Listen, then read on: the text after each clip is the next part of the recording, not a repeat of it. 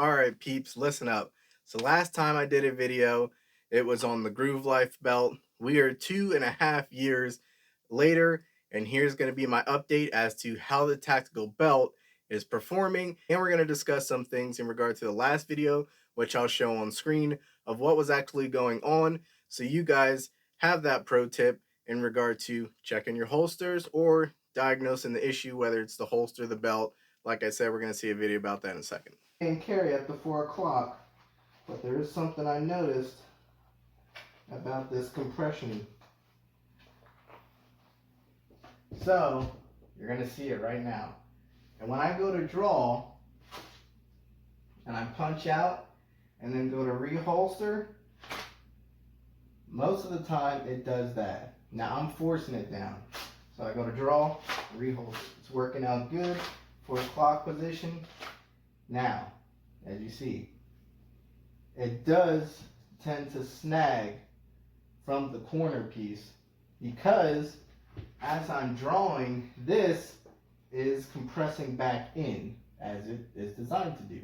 When I go to reholster, it sometimes will get stuck on the edge. Now at the 4 o'clock position, appendix carry, if I get my belt loop out the way, don't have that problem because there's a lot of space in between here, which is not at the 4 o'clock part, right? So we're gonna go over the updated video of the Groove Life belt in 2.5 years since I've been using it with my everyday carry, how the weight has distributed on the belt, what the webbing looks like, just so you guys have a practical application. And I gotta admit, I haven't worn it 7 days a week. Now I do wear it to work and other things to use it as a regular belt.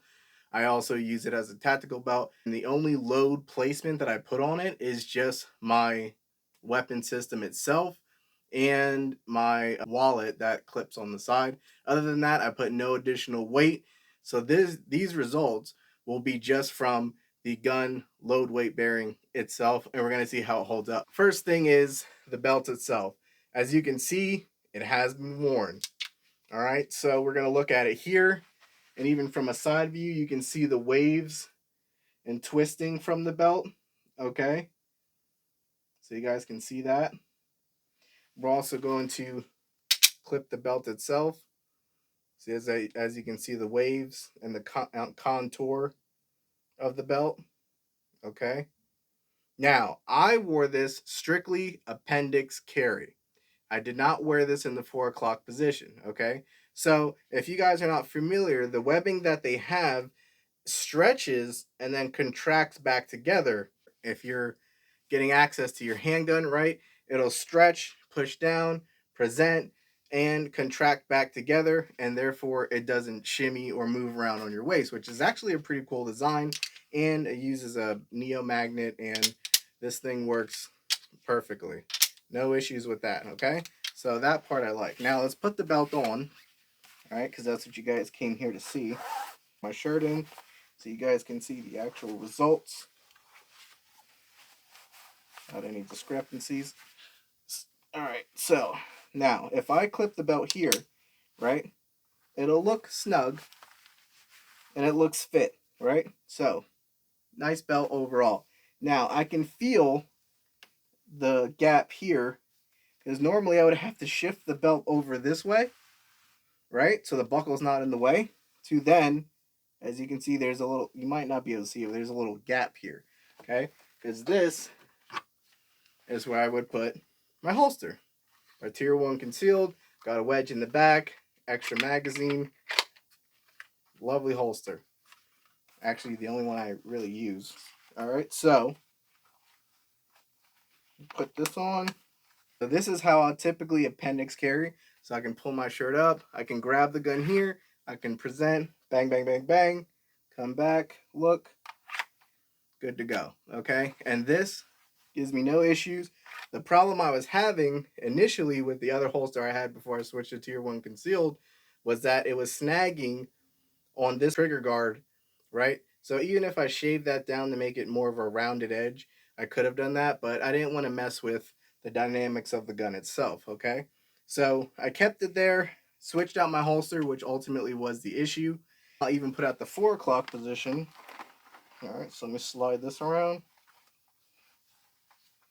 And if I needed to carry it at 4, which I normally don't because it's made for appendix style, and I actually don't feel comfortable loading like this, but for the video demonstration purposes, Tier 1 Concealed has this piece here that sticks out, and it actually, which is pretty cool, pushes the belt outwards, okay? So when you go to grab, you have a bunch of finger space here that when you go to grab, you can present and be just fine. No issues. Okay, grab, just fine. Boom, look at that. Not even a problem. So what it actually ended up being in regard to the same belt, okay, same handgun, the flaw was in the holster itself. It did not have anything to protect necessarily really against the trigger guard, and the design with it was cheap because it was the first holster I ever bought. So I wasn't really sure if it was the belt because of this also being a new application at the time, or the holster itself, which we deemed it was a holster. So if we're here, we're fighting, whatever, or you get to the point where you get to pull your shirt up, bang, bang, bang, present, back, boom, done. Okay? And there you go. So now I will show you what I now carry. And also too, if you guys are wondering why the holster might be a little misaligned, is because the light bearing is supposed to be on this gun, but I took it off because I don't really use this gun anymore for everyday carry. I do have another holster for it, but I wanted to show you for demonstration purposes of the video. Now, the one I do carry,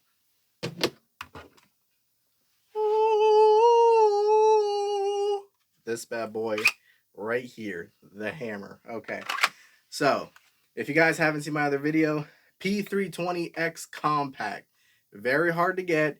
You never can see it in stores. I actually had to buy it online, and just so you guys know, there's different versions of this P320 Compact, and a lot of it has to deal with this part here, your rear sight post, in regards to if you have to remove your rear sight, you have to take the whole rear sight off. The newer updated ones, which you won't know until you get it, at least if you do know, let me know in the comments, because I didn't know until I actually got it. But they made a different variation of this where the rear slide can stay on, and you can put your optic on, and then you can put your suppressor height sights so you don't have to remove your rear optic, which is pretty cool. But anyway, if I do go to get a red dot on this, I will have to take my rear sight off because that's the only way to release this part. It's all one intricate piece. So anyway, still Tier 1 concealed holster. I actually went with the same company, Tier 1 concealed, and I did not include the extra magazine. First of all, this carries 15 rounds. So in the event that I need to go to my second magazine, we have a real big problem. I saw some other applications where the magazine sits in the pocket here like this. I do have Pitbull Tactical magazine carriers, which is a universal one. So if I really need be, I can have the choice to have the extra magazine holster here or not carry it at all, because this works just fine. I can be walking, doing jumping jacks, whatever, and then bam, we're put to work. Boom. Easy as that. Now, the question is, will this be my everyday gun? Don't know. As of right now, it is, though, because I love it. All right. And still, same holster, different weapon. This belt functions just fine. Okay. Now, what I am going to be doing is potentially switching to a different belt. Okay. I'm getting a war belt that's coming in and should be in today, so I'll be making a review from that company. I got 2 slings that are coming from the same company, different gen versions. I'll be making a review about that, so stay tuned, because they look to be in very close competition with the Magpul sling that I have, that I did a review on before. That sling was freaking awesome. I love it. If this beats it out of the park, they have some serious competition, but you will have to stay tuned for that. So that's all for now. Thank you guys for watching. This is my updated review for the Groove Life Tactical 2.5 years later, after wearing it for everyday carry. Now you've seen what it looks like. Still functions, still great. The webbing has been in some pretty good use, but there's not a lot of fray. Okay, no fray on the belt, so that's all holding up. Stitching is still holding up, which is good. The magnet, which is a lot of people's concern, still holding up. That's good. No issues there. So yeah, the only thing I would say is the webbing is getting a little weak, but it still functions just as when you first bought it. It's just not as tight. It just has design to the gun itself, and it is pretty strong. So like you can stretch it like this, and it'll retract back. So it is pretty strong, but you can see there that it does have some usage to it. So that may be a reason why they said it's not made for everyday carry or people that do that, even though they advertise it that way. But yeah, so that's my review. If you guys like it, let me know in the comments box. Give me some other good belts to review and try outs that are tactical belts, like official tactical belts 1.5 that I can carry around all day and has a load bearing capacity for one of these two weapons.